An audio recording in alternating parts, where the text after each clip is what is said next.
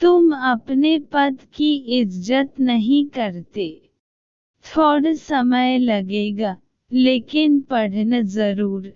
आंसू आ जाए तो जान लेना आपकी भावनाएं जीवित हैं।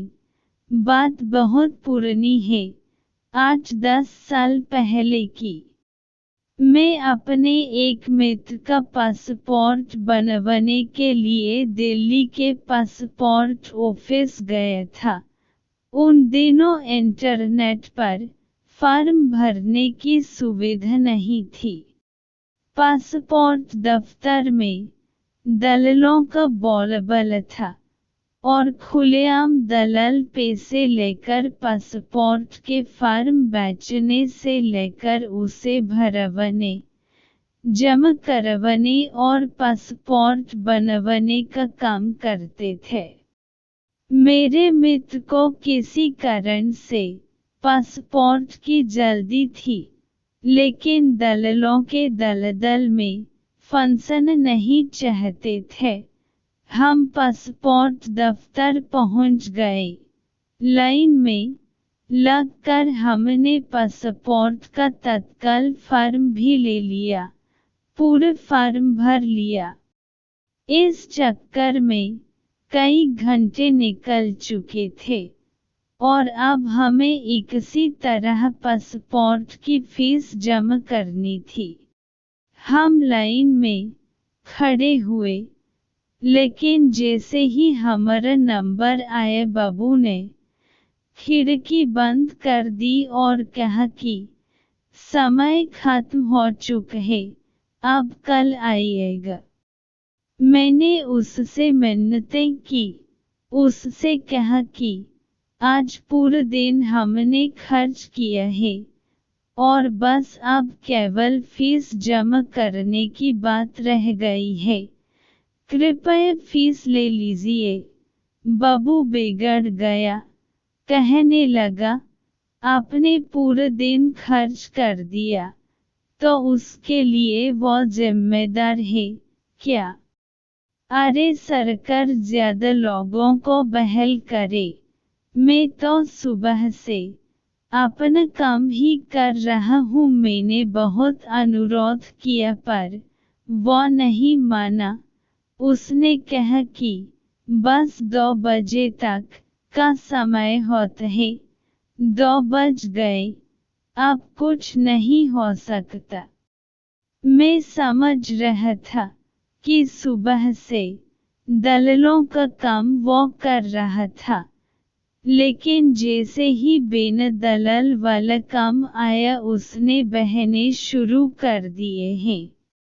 पर हम भी अड़े हुए थे कि बिना अपने पद का इस्तेमाल किए और बिना ऊपर से पैसे खिलाए इस काम को अंजाम देना है। मैं ये भी समझ गया था कि अब कल अगर आए तो कल का भी पूरा दिन निकल ही जाएगा, क्योंकि दलाल हर खिड़की को घेर कर खड़े रहते हैं और आम आदमी वहां तक पहुंचने में बेलबेला उठता है। खैर, मेरा मित्र बहुत मायूस हुआ और उसने कहा कि चलो अब कल आएंगे। मैंने उसे रोका, कहा कि रुको, एक और कोशिश करता हूँ। बाबू अपन थैला लेकर उठ चुका था। मैंने कुछ कहा नहीं, चुपचाप उसके पीछे हो लिया। वो उसी दफ्तर में तीसरी या चौथी मंजिल पर बनी एक कैंटीन में गया। वहां उसने अपने थैले से लंच बॉक्स निकाला और धीरे धीरे अकेला खाने लगा। मैं उसके सामने की बेंच पर जाकर बैठ गया। उसने मेरी ओर देखा और बुरा सा मुंह बनाया। मैं उसकी ओर देखकर मुस्कुराया। उससे मैंने पूछा कि रोज घर से खाना लाते हो? उसने अनमने से कहा कि हाँ, रोज घर से लत हूँ। मैंने कहा कि तुम्हारे पास तो बहुत कम है, रोज बहुत से नए नए लोगों से मिलते होगे। वो पता नहीं क्या समझ और कहने लग कि हम में तो एक से एक बड़े अधिकारियों से मिलत हूँ। कई IAS, IPS, विधायक और न जाने कौन कौन रोज यह आते हैं। मेरी कुर्सी के सामने बड़े बड़े लोग इंतजार करते हैं। मैंने बहुत गौर से देखा। ऐसा कहते हुए उसके चेहरे पर आह का भाव था। मैं चुपचाप उसे सुनता रहा। फिर मैंने उससे पूछा कि एक रोटी तुम्हारी प्लेट से मैं भी खा लूं। वो समझ नहीं पाया कि मैं क्या कह रहा हूँ। उसने बस हम में सिर हिला दिया। मैंने एक रोटी उसकी प्लेट से उठ ली और सब्जी के साथ खाने लगा। वो चुपचाप मुझे देखता रहा। मैंने उसके खाने की तारीफ की और कहा कि तुम्हारी पत्नी बहुत ही स्वादिष्ट खाना पकाती है। वो चुप रहा। मैंने फिर उसे कुरेदा, तुम बहुत महत्वपूर्ण सीट पर बैठे हो। बड़े बड़े लोग तुम्हारे पास आते हैं, तो क्या तुम अपनी कुर्सी की इज्जत करते हो? अब वो चौंका। उसने मेरी ओर देखकर पूछा कि इज्जत मतलब? मैंने कहा कि तुम बहुत भाग्यशाली हो। तुम्हें इतनी महत्वपूर्ण जिम्मेदारी मिली है। तुम न जाने कितने बड़े बड़े अफसरों से डील करते हो, लेकिन तुम अपने पद की इज्जत नहीं करते। उसने मुझसे पूछा कि ऐसा कैसे कहा आपने? मैंने कहा कि जो काम दिया गया है उसकी इज्जत करते तो तुम इस तरह रूखे व्यवहार वाले नहीं होते। देखो तुम्हारा कोई दोस्त भी नहीं है। तुम दफ्तर की कैंटीन में अकेले खाना खाते हो। अपनी कुर्सी पर भी मायूस होकर बैठे रहते हो। लोगों का होता हुआ काम पूरा करने की जगह अटकने की कोशिश करते हो। मान लो कोई एकदम 2 बजे ही तुम्हारे काउंटर पर पहुंचा तो तुमने इस बात का लिहाज तक नहीं किया कि वो सुबह से लाइन में खड़ा रहा होगा और तुमने फटाक से खिड़की बंद कर दी। जब मैंने तुमसे अनुरोध किया तो तुमने कहा कि सरकार से कहो कि ज्यादा लोगों को बहाल करे। मान लो मैं सरकार से कहकर और लोग बहाल कर लूं, तो तुम्हारी अहमियत घट नहीं जाएगी। हो सकता है तुमसे ये काम ही ले लिया जाए। फिर तुम कैसे IAS, IPA और विधायकों से मिलोगे?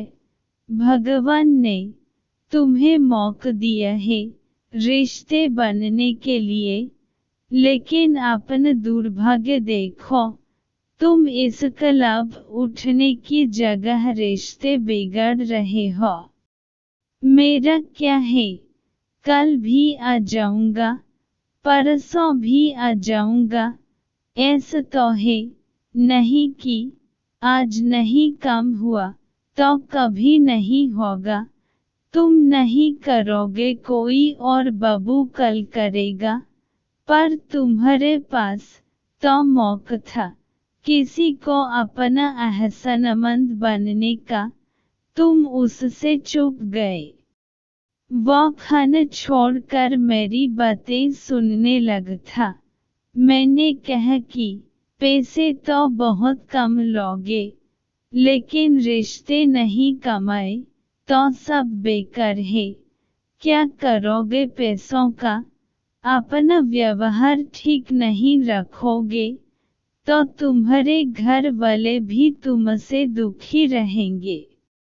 यार दोस्त तो नहीं है, ये तो मैं देख ही चुका हूँ। मुझे देखो, अपने दफ्तर में कभी अकेला खाना नहीं खाता। यहाँ भी भूख लगी तो तुम्हारे साथ खाना खाने आ गया। अरे अकेला खाना भी कोई जिंदगी है। मेरी बात सुनकर वो रुमस हो गया। उसने कहा कि आपने बात सही कही है साहब, मैं अकेला हूँ। पत्नी झगड़कर मायके चली गई है। बच्चे भी मुझे पसंद नहीं करते। माँ है, वो भी कुछ ज्यादा बात नहीं करती। सुबह 4-5 रोटी बनकर दे देती है और मैं तन्हा खाना खाता हूँ। रात में घर जाने का भी मन नहीं करता। समझ में नहीं आता कि गड़बड़ी कहाँ है। मैंने हौले से कहा कि खुद को लोगों से जोड़ो, किसी की मदद कर सकते तो करो। देखो मैं यहाँ अपने दोस्त के पासपोर्ट के लिए आया हूँ। मेरे पास तो पासपोर्ट है। मैंने दोस्त की खातिर तुम्हारी मिन्नतें की, निस्वार्थ भाव से, इसलिए मेरे पास दोस्त हैं, तुम्हारे पास नहीं है। वो उठ और उसने मुझसे कहा कि आप मेरी खिड़की पर पहुंचो, मैं आज ही फॉर्म जमा करूंगा। मैं नीचे गया, उसने फॉर्म जमा कर लिया, फीस ले ली और हफ्ते भर में पासपोर्ट बन गया। बाबू ने मुझसे मेरा नंबर मांगा। मैंने अपना मोबाइल नंबर उसे दे दिया और चला आया। कल दिवाली पर मेरे पास बहुत से फोन आए। मैंने करीब सारे नंबर उठाए, सबको हैप्पी दिवाली बोला। उसी में एक नंबर से फोन आया। रविंद्र कुमार चौधरी बोल रहा हूँ साहब, मैं एकदम नहीं पहचान सका। उसने कहा कि कई साल पहले आप हमारे पास अपने किसी दोस्त के पासपोर्ट के लिए आए थे और आपने मेरे साथ रोटी भी खाई थी। आपने कहा था कि पैसे की जगह रिश्ते बनाओ। मुझे एकदम याद आ गया। मैंने कहा हाँ जी चौधरी साहब कैसे हैं? उसने खुश होकर कहा साहब आप उस दिन चले गए, फिर मैं बहुत सोचता रहा। मुझे लगा कि पैसे तो सचमुच बहुत लोग दे जाते हैं, लेकिन साथ खाना खाने वाला कोई नहीं मिलता। सब अपने में व्यस्त हैं। मैं साहब अगले ही दिन पत्नी के मायके गया, बहुत मिन्नतें कर उसे घर लाया। वो मान ही नहीं रही थी। वो खाना खाने बैठी तो मैंने उसकी प्लेट से एक रोटी उठ ली। कहा कि साथ खिलाओगी? वो हैरान थी, रोने लगी, मेरे साथ चली आई। बच्चे भी साथ चले आए। साहब अब मैं पैसे नहीं कमाता, रिश्ते कमाता हूँ। जो आता है उसका कम कर देता हूँ। साहब आज आपको हैप्पी दिवाली बोलने के लिए फोन किया है। अगले महीने बिटिया की शादी है। आपको आने अपन पता भेज दीजिएगा। मैं और मेरी पत्नी आपके पास आएंगे। मेरी पत्नी ने मुझसे पूछा था कि ये पासपोर्ट दफ्तर में रिश्ते कमन कहाँ से सीखे, तो मैंने पूरी कहानी बताई थी। आप किसी से नहीं मिले, लेकिन मेरे घर में आपने रिश्ते जोड़ लिया है। सब आपको जानते हैं। बहुत दिनों से फोन करने की सोचत था, लेकिन हिम्मत नहीं होती थी। आज दिवाली का मौका निकल कर रहा हूँ। शादी में आपको आना है। बेटिया को आशीर्वाद देने रिश्ते जोड़े आपने। मुझे यकीन है आप आएंगे। वो बोलत जा रहा था, मैं सुनत जा रहा था। सोचा नहीं था कि सचमुच उसकी जिंदगी में भी पैसों पर रिश्ता भारी पड़ेगा, लेकिन मेरा कह सच साबित हुआ। आदमी भावनाओं से संचालित होता है, कारणों से नहीं। कारण से तो मशीनें चला करती हैं। पसंद आए तो अपने अजीज दोस्तों को जरूर भेजें एवं इंसानियत की भावना को आगे बढ़ाएं। पैसा इंसान के लिए बनाया गया है, इंसान पैसे के लिए नहीं बनाया गया है। आपका आभारी मित्र, पी।